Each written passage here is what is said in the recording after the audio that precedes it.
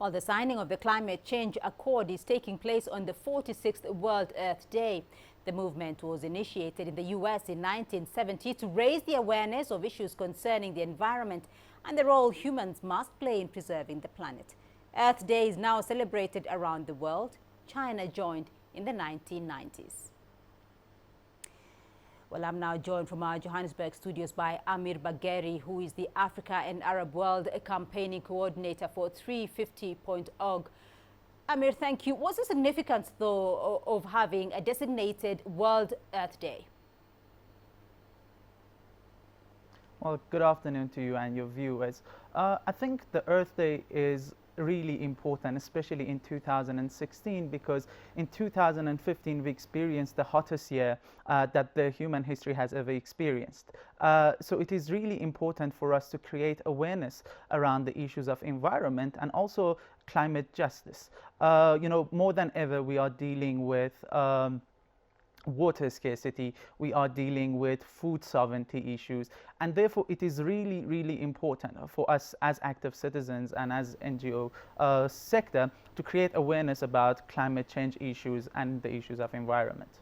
Well, Amir, how do African countries, though, compare with the more developed countries in terms of environmental protection initiatives?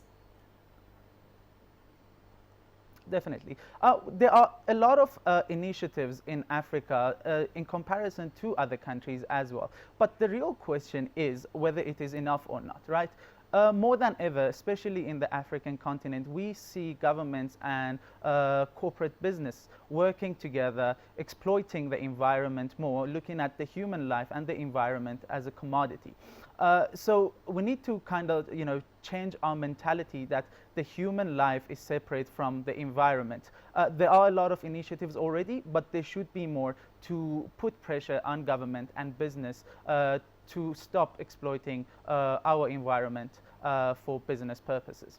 Well, Amir, as you say there, though, it remains to be seen whether African initiatives are enough or not. But what are some of the key ways, though, in which Africans can help protect their environment at a more personal level?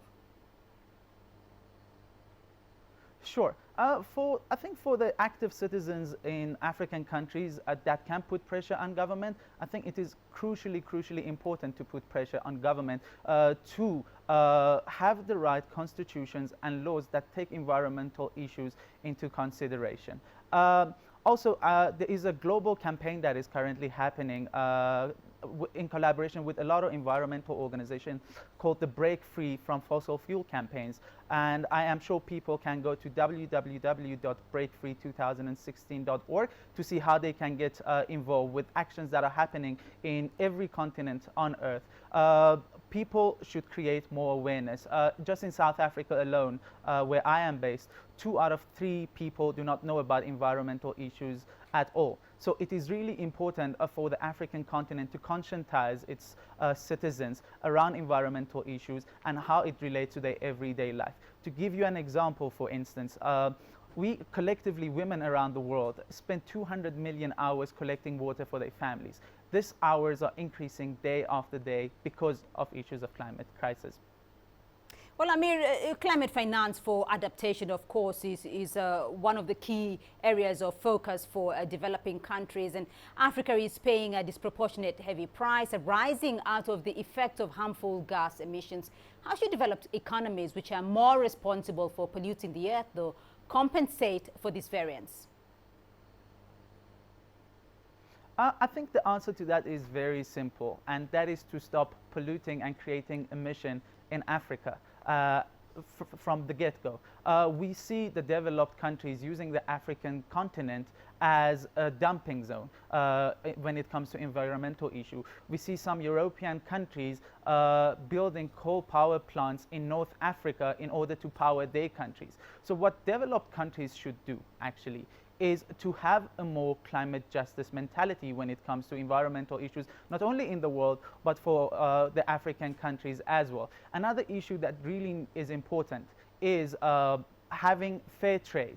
because we see a lot of unfair trade happening in African countries through the channels of the developed economies.